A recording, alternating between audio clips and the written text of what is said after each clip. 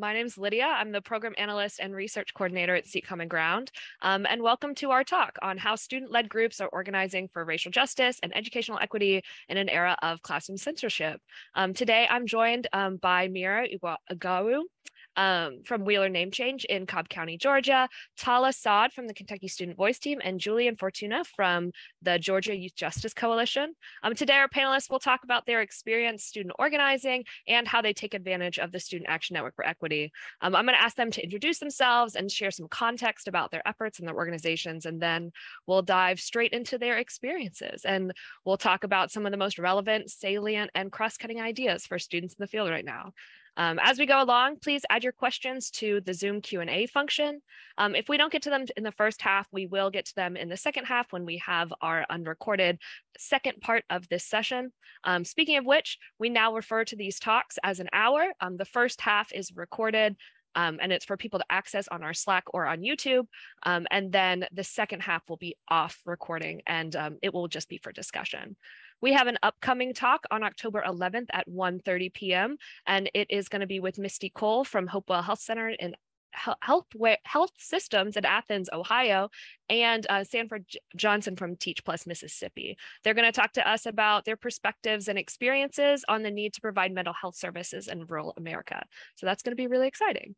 I'm now going to let our panelists introduce themselves. So Mira, if you want to go ahead and get started, I'll pass it off to you. Yes, thank you. So hi, my name is Mira Ugwuadu. I'm a senior at Wheeler High School, and I'm the co-president of the Wheeler Name Change Initiative. So what we're doing is advocating for the change of Wheeler High School's name, which is named after Joseph Wheeler, who is a Confederate general. And we've just been going to board meetings, doing town halls, doing social media campaigns, and trying to get the name change. And I participate in the Student Action Network for Equity to find community of student organizers who can give me ideas and other inspiring work. So yeah, thank you. Awesome, Mira. Thanks so much. Tala, how about you go next? All right, I'm Tala Saad. I'm a senior in Louisville, Kentucky, and I'm part of the Kentucky Student Voice Team. So our team as a whole, we aim to create more just democratic schools in Kentucky through research, policy, and advocacy partners. And that could include podcasts that we're making, research teams, which we've done about the impact of COVID quarantine on the mental health of students, and our newly released Race to Learn survey, which is about diversity and equity and inclusion in schools and the kind of climate that race and ethnicity can make and how that affects students. I am the coordinator, the legislative coordinator of our policy team, which handles all of our lobbying, coalitions, and rallies that we do to affect policy on the state level with the legislature, mainly during the General Assembly, and now getting into school board meetings and things like that. So on the policy level, that's what I mainly work with.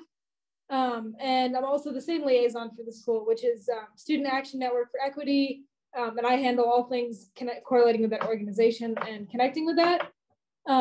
And then I am participating in saying and talks like this just because I think that student advocacy and leadership is not something that should be gatekept or restrained in any way. And the work we're doing is so new and it's so groundbreaking that there isn't really precedent that we can go off of. So it's so critically important that we're sharing information now because we don't have a rule book to go off of. So it's important to make sure that students across the nation can have the same resources and share the same. Sorry, I'm in school right now. But yeah, it's important that students can have the resources that they need to make changes in their communities. Thanks so much, Tala. For those of you who don't know, Tala shared with me earlier that her school day ends at 3:05, and she was like, "I hope I'm not talking." So hope you enjoyed a little taste of her end of school announcements. But thanks so much for sharing, Julian. I guess we'll round it out with you.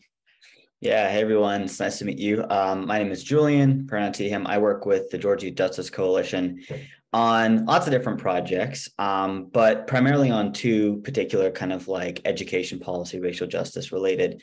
One is a local initiative called the JADE program that SANE directly supports, where we're working to basically create an anti-racist education program and like curriculum set to build both community and trust and like basically grassroots culture shift amongst the student body, as well as provide a curriculum that's safe for educators amid censorship laws. And then the other thing that I work on is our, like Tala, our legislative advocacy. So specifically on training programs to basically bring in and broaden the number of people that we have who can like legitimately be agents of change kind of in the state legislature, targeting people and communities who usually are excluded from those processes. So first generation college, students of color, folks like that. And working primarily to kind of pull together resources and the state coalition to fight back against anti-LGBTQ policy, which we anticipate seeing a good bit of, unfortunately, and to take advantage of a once-in-a-lifetime opportunity that we have, which is to revise our school funding formula. So basically the formula determines how much money each of our schools gets. So that's a brief rundown of me, but I'm really excited to be here. Yeah, awesome. All that work that you guys do is so important and so interesting. I can't wait to learn more about it as we keep talking. So I've got some questions sort of for all of you, but I'll start sort of with Mira. I'd love for you to tell us a little bit more about like what called you specifically to like organize, like how did you get involved in like Wheeler name change, and what are like, how does Wheeler name change approach the issues that you're working on, and like how have you sort of interacted with that, and how is that like, how have you led their work and they've helped lead yours? Yeah, so I started in my sophomore year of high school. It was the COVID year. Everyone had a lot more time to, think and, reflect on a lot of things. And the students before me, they started the Wheeler Name Change Initiative, and I was really interested. So I went to the interest meeting and, learned about it. And I had no clue that Wheeler was a Confederate general. And it was really shocking to me, not surprising, but shocking that, a school would be named after a Confederate general. And so what I did was I did all the things to join the initiative, and I started on their social media. I started on their social media team, and we started, pulling out all these different informational posts and just anything that would pertain to our initiative. And basically now what I do is I'm the co-president. So now we are trying to revamp the movement, basically, because last year a lot of our seniors, they burnt out because it's hard when the board kind of doesn't respond and they're unresponsive and they ignore us. So we kind of died down a little bit and kind of lost direction for a little bit. But this year I'm trying to help revamp the movement and try to get everything going again and get people motivated and excited about the movement again. So doing that would look like going back to board meetings, getting our social media revamped, and then working with other community advocacy groups and doing stuff like that. So, and not only that, but Wheeler Name Change has like entered me into the political sphere, not politically, but like just more I've been more educated and more aware of my surroundings. So I think that's a really good part of student advocacy, is that you become more aware of what's going on around you and how you can help and stuff like that. So yeah. Awesome. Yeah, no, thanks so much for sharing. And that leaves me, I think, a great sort of segue into Julian. I guess I have the same sort of question for you, but as you sort of give that breakdown, I would love to talk some about, I know that Georgia Youth Justice Coalition is a larger Georgia group that works with some of these like smaller student-led groups. So I'd love it if you could talk a little bit about that. I know that your organization is how I got introduced to Mira and Wheeler Name Change, and you've already talked about Jade, which is another sort of example of like a smaller organization. So I would love to hear more about like what that looks like and how that practice is helping folks on the ground. Yeah, for sure. So I got involved with organizing generally, basically, when I was around like around 10th grade, I would say, I went to this program where I met Alex, actually, our organizing director, and some of the folks that I work with today. And I basically saw a bunch of students who were using their like energy and their enthusiasm to like legitimately change their communities. And basically, I kind of understood suddenly like young people really do have agency. And so I'd always kind of been interested in this stuff. And I had always kind of thought very broadly about these issues. I love reading about like democracy and all these other things, but seeing and interacting with those folks helped me understand that like it really is like there really are so many ways that we can tangibly make our communities better. And so I think that that's been a lot of the kind of guiding work that has made me so interested in GYJC. And I think in some ways, some of the similar principles that the organization uses. So we, our group does a lot of things, but I think one of the biggest things we want to do and we try to provide to folks is a sense of community and a sense of agency, right? And so we try to provide students, people who are doing like really great things in their county or who want to do things in their community with basically a place where they can talk to other students, they can access like advocacy resources, they can say, hey, we're doing this action, can you help us? Or hey, like, what are we, what are your thoughts on how to, organize in this way, right? Like, and in that sense, I think we go to the second piece, which is the agency component, where we're really, really big on building capacity of students who view this as something they do long-term, something that like where they see basically community work and organizing work more broadly, especially in public education, but not, only in public education, but, community-based change-making work as something that they can do long-term.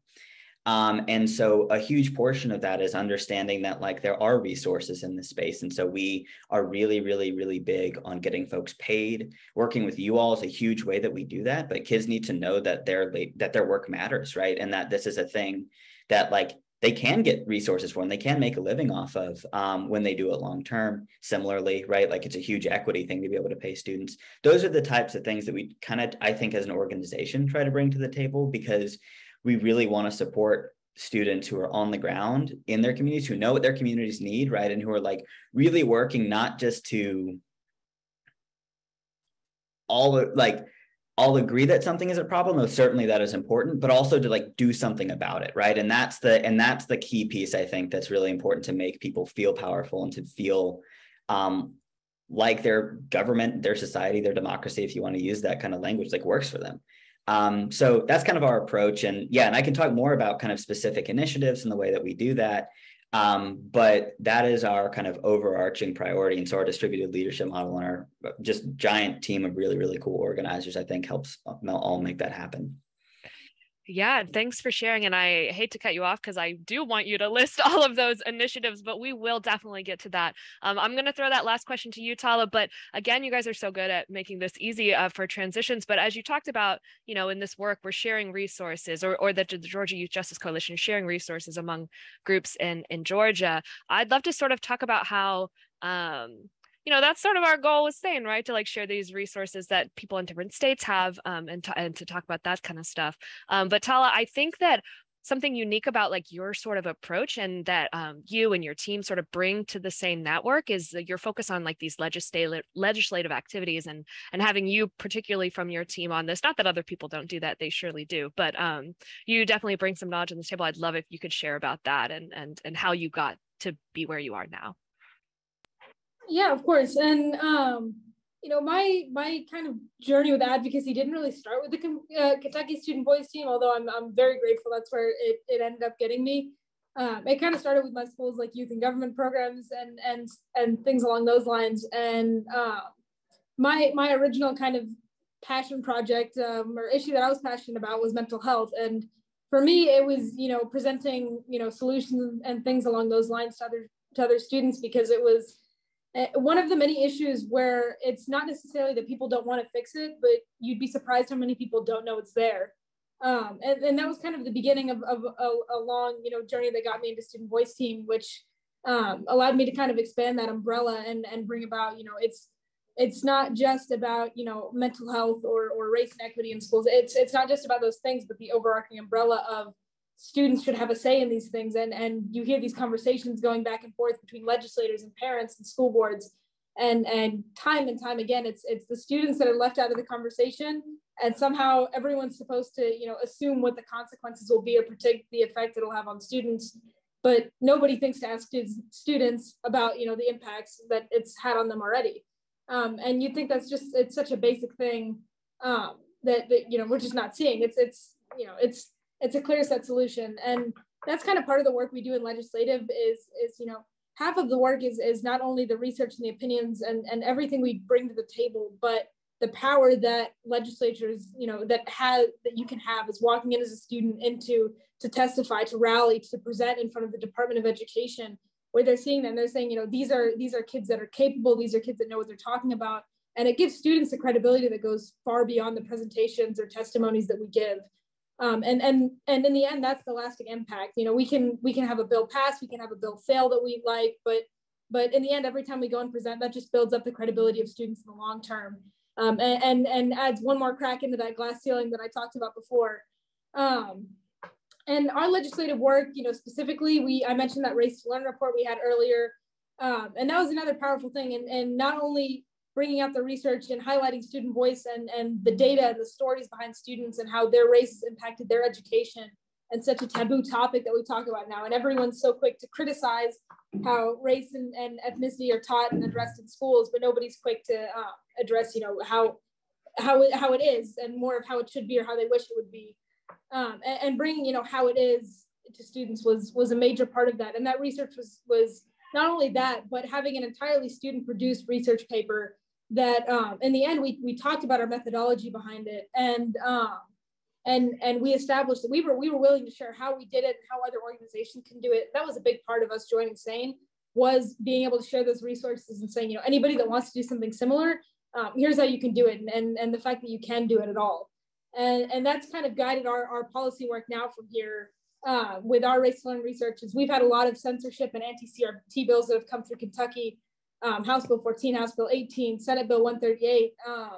And they've all aimed to censor discussions on topics of race and ethnicity and sort of, as they call, divisive concepts, quote unquote, in schools. And we figured that, everybody kept saying, well, students don't want this. Students are sensitive towards this. Students don't need to hear this. And so we decided to walk in and say, no, here's what students are saying. And you can't put words in our mouth and expect us to sit back and let that slide, because it's not what we're asking for. It's not what we want. So that's driven a lot of our policy work now, is combating those kind of school censorship bills, using our research and our advocacy and our student voices. And as an organization, a general like policy that we like to keep, as our mission is, it's not my voice, it's not the voice of other students in the Kentucky Student Voice Team. We're just a vector for other students in the state, because there's 600,000 public school students in Kentucky. And while we can't expect to voice the opinions of every single one of them, we can certainly try to make sure that we get the general message through. So, it's not the Kentucky Student Voice Team presenting our opinions. It's us trying to convey the opinions of students. So behind everything we do, priorities change. We can have a bill on mental health. We can have a bill on race. We can have a bill on school resource officers. And that's going to change throughout the years. But our general message has been bringing students into these decision-making spaces where people aren't used to having us there.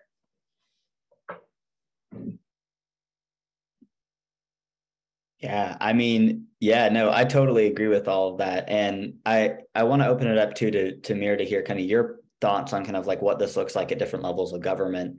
But to take the kind of legislative angle in this too, right? Like, these are places that are designed to be inaccessible for lots of people, right? Like students, 100%, also working people, right? People of color, people like traditionally marginalized communities, basically anyone who's not like a lobbyist that's like paid to be there all the time.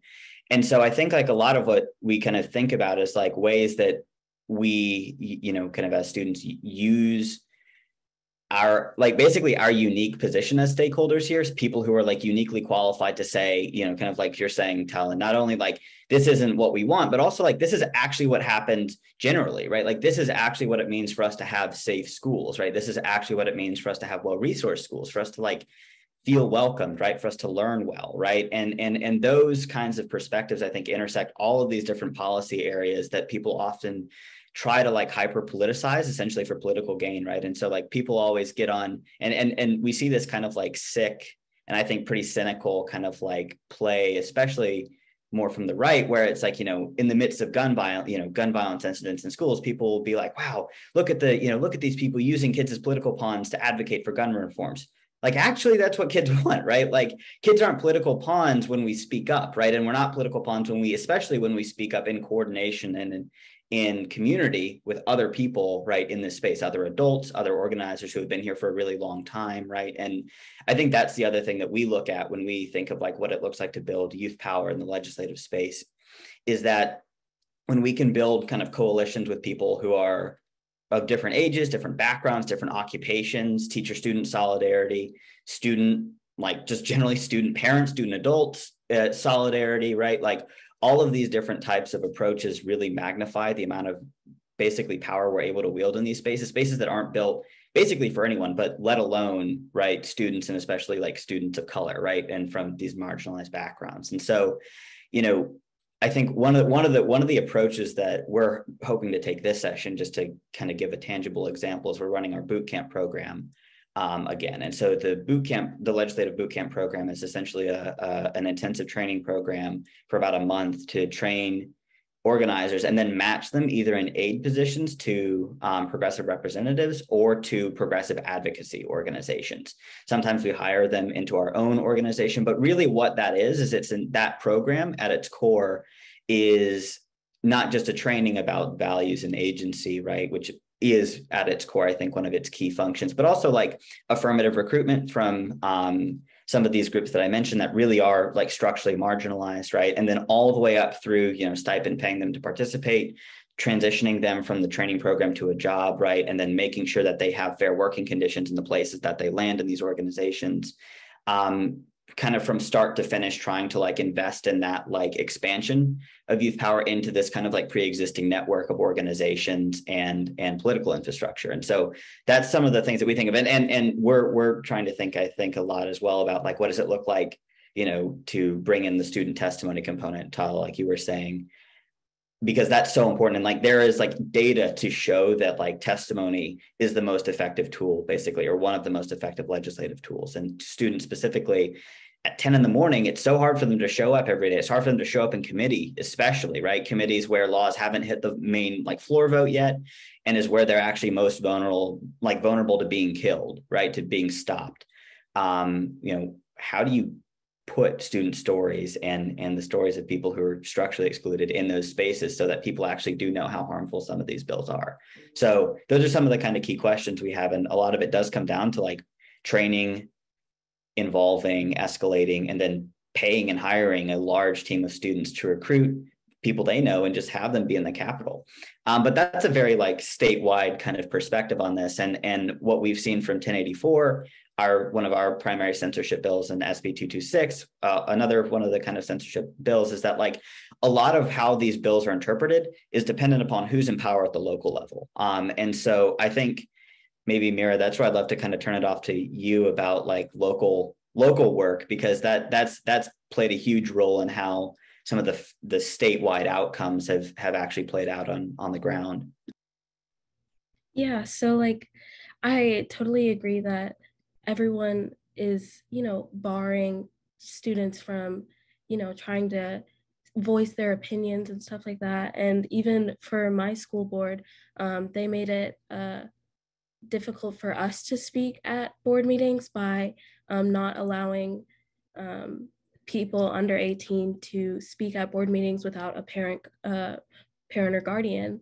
And so that made it really difficult for us to have, our older seniors and juniors speak up at board meetings because, they have a car, they have access to the building. So why can't they go speak at the board meeting where, the board is supposed to be listening to the students' ideas? So it's kind of like, they don't hide that they're trying to, bar us from voicing our opinions. And that's something that, like, while we're trying to go to board meetings and try to voice our opinions, we're trying to encourage others to do the same as we do, to show that, like, even though you're not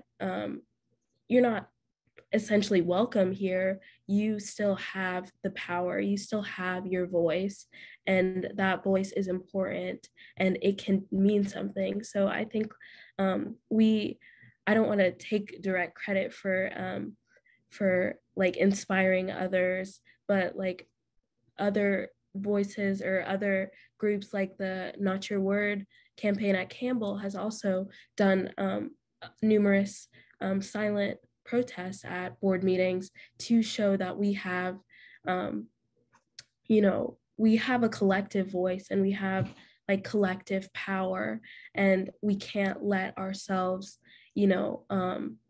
be discouraged by the, the people that are trying to, stop us from using our voices. And I think like that's something we're trying to do, like attend more board meetings, try to get under their skin basically, because that's all we can do. So yeah, I think that's what I think.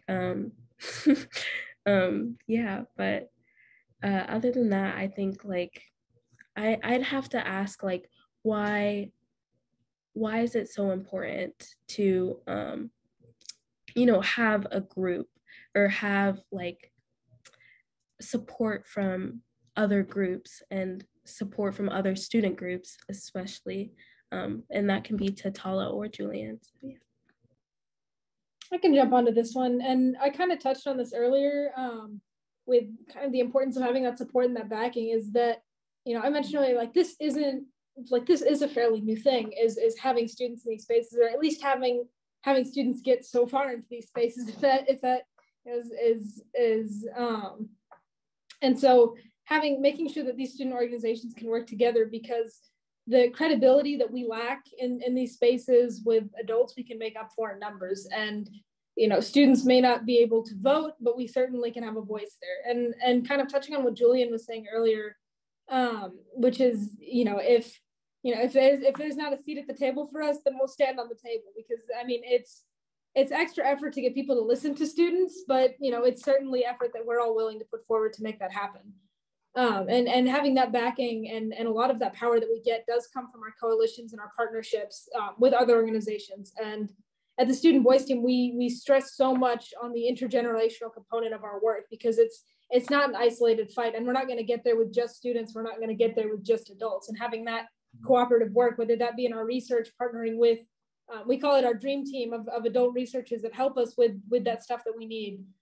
When it comes to the technicalities of it and getting it published and getting that credibility and saying, yeah, students produce this. And if you don't believe us, we have adults here to back us up about it, that helped us make it happen. And maybe someday we won't need to have that. But as of right now, it's those adult partners and that dream team that also help keep us running. And in that sense too, with our legislative work, I think we mentioned earlier was, it's not necessarily just us talking at them. It's not us expressing our opinions. It's us bringing to face them, this is what it is. When we bring our coping with COVID data, when we bring our race to learn data, and we say, a certain amount of students, haven't had a teacher of the same race or ethnicity, or they don't see themselves represented in their textbooks, or they feel isolated by their school environment because of their race or ethnicity. And we bring that data to them and we say, look, these are the facts. It's not our opinions. It's not us talking, because you can, if you want to discredit that, you can disagree with our opinions, but this is factual data that you can't dispute. And these are the voices of students. And when we can't, and in those senses, it's unfortunate we have to fight that for more credibility than an adult would get in the same room. But like I mentioned earlier, it's not something that we're not willing to do. And it's something that we've been successful in. Sorry, I think. No, you're good. I just had one question before we turn the recording off and we go into our other session where we are bringing folks up and having an open discussion.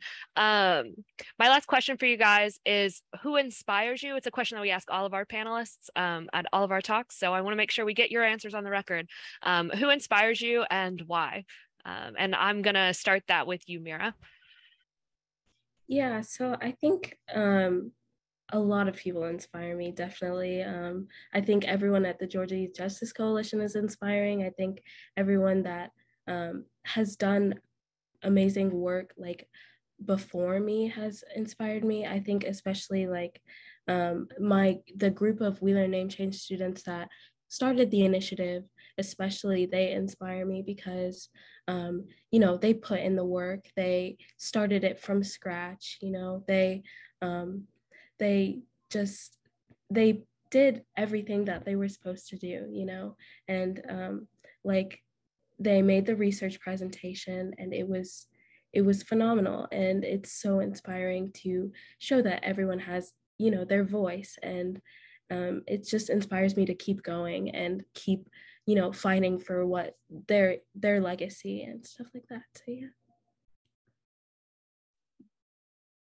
I guess to hop in, I'm gonna say, and I'll preface what I'm about to say with like, I think as students often hear this from adults, and it's kind of like, okay, that's nice, but like what does it actually mean? But I think like for me, like it legitimately is people like the people like you, Mira, like who are actually on the ground fighting for this stuff. I think because like the more that I personally have like zoomed out and seen the kind of like from the community to the state to the regional, then to the kind of national scale of this work, the more convinced that I am that like our power legitimately is only derived from that kind of work. Like we are not like our power doesn't come from being like fancy, doesn't come from being like quote unquote credible, right? Like Hal was saying, like these institutions of like credibility are designed to exclude people.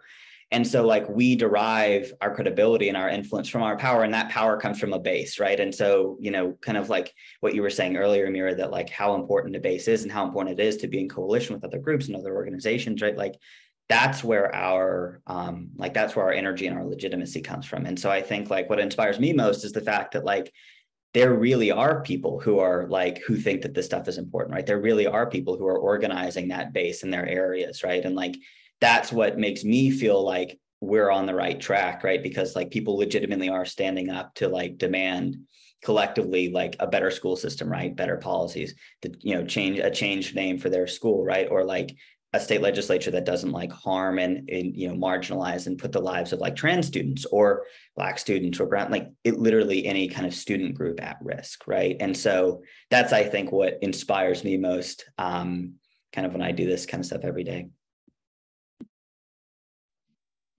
Mine's kind of similar in the sense of it's not a single person, but passionate people inspire me. I always say that like passion is contagious, and seeing somebody so you know, so fueled by something that they want to change their community and so driven to improve the world around them is inspiring to me. And whether or not I might agree with what they think they need to change or not, just seeing somebody care that much about the world around them is inspiring, and it makes me want to be more passionate about the things that